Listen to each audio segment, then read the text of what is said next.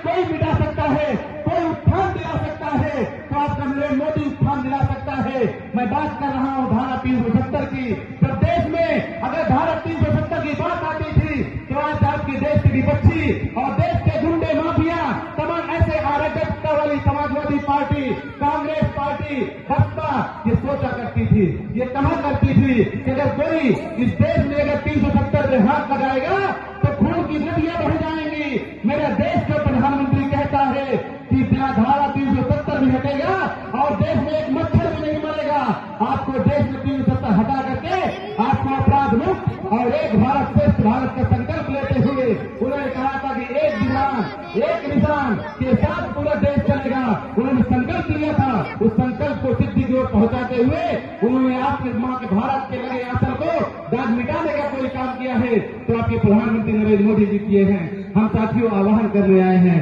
हम तो बताने आए हैं।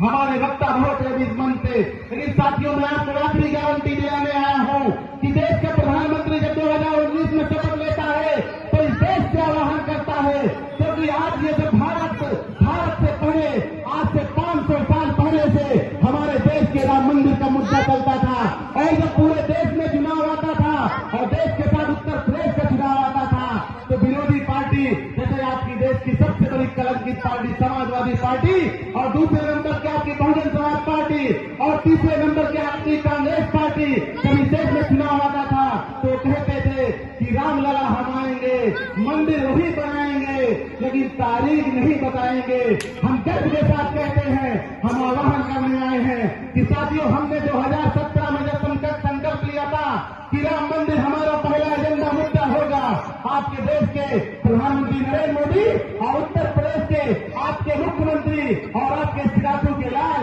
जो आपके कार सेवक और